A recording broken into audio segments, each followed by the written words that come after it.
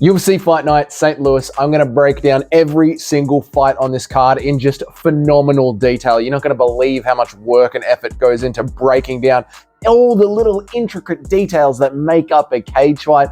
Plus, we're going to be putting together some betting tips, talk about some parlays. Let's get right into it from the start. Thank God we're out of the Apex. Jared Gordon versus Kevin Josette. Jared Gordon, he's very average everywhere, right? He's already been cut from the UFC. Literally, he's been let go from the UFC. Now he's back. But Kevin Josette is French. And you know, on this channel, we do not pick the French. They are not built for war. All of the testosterone and the geniality has already been just butchered out of them. Yeah, they had their time, and now it's over for the French. Soy. Gooden wins. On to the next fight. Charles Johnson versus Jake Hadley. This is a tough fight. There's a lot of tough fights to call on this card. Really, there is. Like, when you're putting together the betting for this card, it's going to be a difficult one. So, Charles Johnson versus Jake Hadley. Now, Hadley, he's not a bad fighter at all. Really good striking, really good jiu-jitsu, but he sort of lacks in the wrestling. So the question is Johnson going to choose to wrestle, or will he choose to stand and bang? I think Hadley's going to win this one, but Hadley's going to win this one in a way where we walk away from this saying, if Charles Johnson had just chosen to go a little bit harder, he could have won that fight. So I think it's going to go with Jake Hadley on the lack of fight IQ from Charles Johnson, if that makes sense. Right now, Billy Goff versus Trey Waters. Next fight on the card. Billy Goff, Jesus, he's a Chad, isn't he? He's an absolute Chad, right? Keep your misses away from him. Someone hold down the ring girls as he walks out to the ring, because the dude, he's a bloody looker. I'll tell you what. But no Jones. Now, in this fight, Trey Waters he's another good, well-rounded striker, good takedown defense, but Billy is not just a Chad, but he's a very tough dude as well. Very tough. I think this is one of those fights. I'm going to need my bottle cap. It's coming down to a bottle cap toss. The bottle cap of picks. If it's the top of the bottle cap, it's Billy Goff. If it's the bottom of the bottle cap, is it Goff? Golf? Billy Golf? Billy Goff? Billy Golf? Whatever. Bottom of the bottle cap, Trey Waters. Top of the bottle cap, Billy Golf. Trey Waters wins this fight. Moving on to the next fight of the card. Moving on to the next fight of the card. Terrence, I've got to finish this fight as quickly as possible. McKenny versus Esteban Ribabits. Terrence. The question here is, can Terrence McKenny finish Esteban Ribabits in 2 minutes? No. Ribabits he's going to survive. He's going to survive that opening flourish from McKenny and then work in the grappling. And I do think, honest to God, Terrence McKenny is going to start to slowly gas out over the course of the fight. I think it's going to be Ribabits via TKO somewhere end of the second, start of the third on a gassed McKenny on the ground as Ribabits keeps laying down that ground and pound. Talking about building parlays, this is one of those ones that if you can find the money for a Ribabits late round finish, late second round, third round finish, if you can find the money for that, chuck that one in your parlay. That's one that's going in there, okay? Then it's going to be Hooper versus Slava Claus. I like this fight a lot. I like both these fighters a lot. I like Slava Claus. I like Hooper. I like how much we've got to watch Chase Hooper grow inside the UFC. It's a big test for Chase, man. Like it's going to test his striking a lot. I think we're going to learn a lot about where his striking is in his career in this fight. I do think Slava is going to be able to get it done over the long run, but I do think it's going to be a great test. It's going to be fun for us to watch as fans. Next fight, Waldo Cortez Acosta versus Rebeles de España. This is sick, man. I like what we're doing here with de España. We're just getting his career moving. Like, he is not the youngest. He's not the youngest hen in the chook shed, if I may use the term. We got to get him going. So I think he's going to be able to get this one done against the Costa.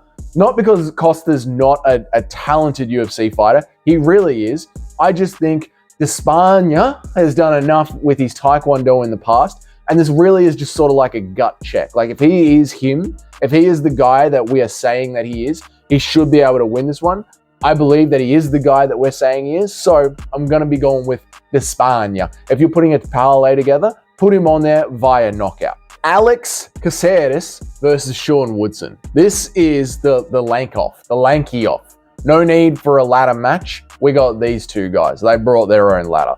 And it's a damn hard fight to call. Seriously, man. And Caceres has a lot of experience.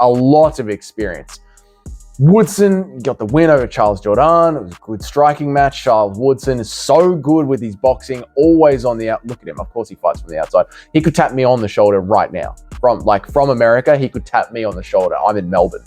Not in America, in Australia, if you hadn't noticed. Anyway, Jesus. Okay. It's going to be a very slow fight, a slow decision that Woodson is going to win. I think Caceres, being so experienced in the UFC, he is going to play the long, smart game with Woodson, and Woodson is going to rack up the points on the outside. That is what I think is going to happen. There's a subscriber that watches this channel, Chad Hero. I think this is going to be one of those fights that he enjoys because it's going to be a rangy kickboxing fight. Diego Ferreira versus Mateus Rebecki. Okay, who cares? Who cares about this fight? Honestly. All right, how can we care about this fight? This is what I call a parlay fluffer. It's a nice, easy pick that you put in the parlay because you got a couple of risky picks in there. So this is the easy one to just fluff it up a bit. Give it some body, okay? Rebecki's going to win. There you go. Done. Alonzo Menifield versus Carlos Ulberg. Now, Carlos Ulberg is from CKB, right? Which means he wants to play at range and do some fun striking from the outside, okay? The way to beat any CKB fighter, if you're a UFC fighter, MMA fighter, is to attack them straight on and give them lots of pressure and don't give them room to play around. That's how you beat CKB fighters. Will Alonzo Menifield's team implement that kind of strategy?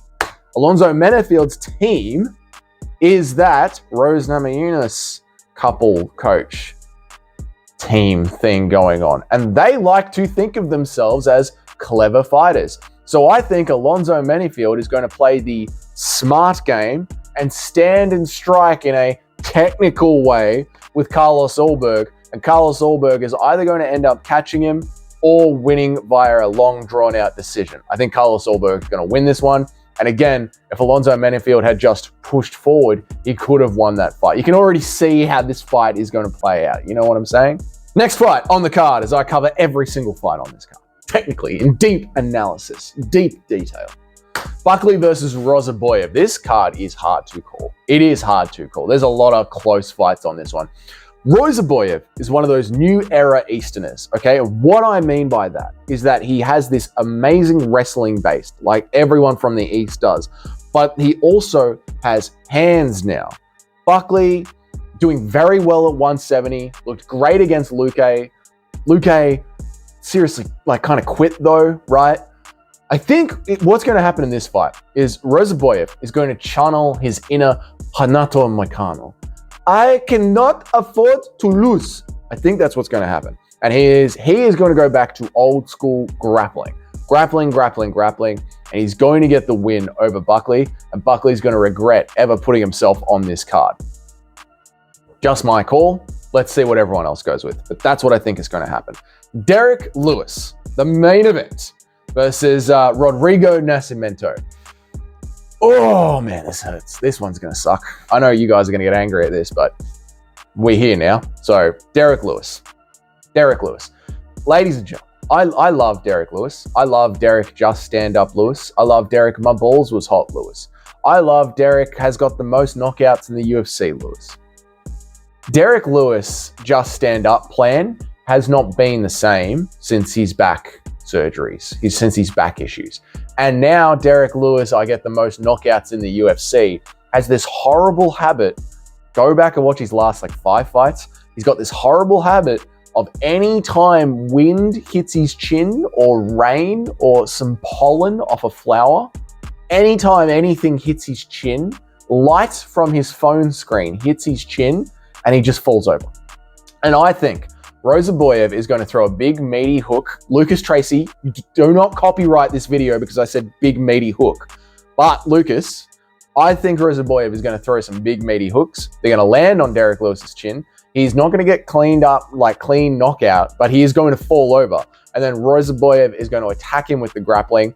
Derek Just Stand Up Lewis isn't going to be Derek Just Stand Up Lewis anymore, and he's going to gas him out over 25 minutes.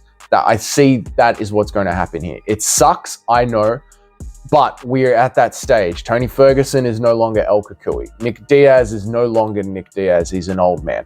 Derek Lewis is not 2019 Derek Lewis. I know. It hurts. It hurts me too. It does. But it's where we're at. I think Rozaboyev is going to win this fight.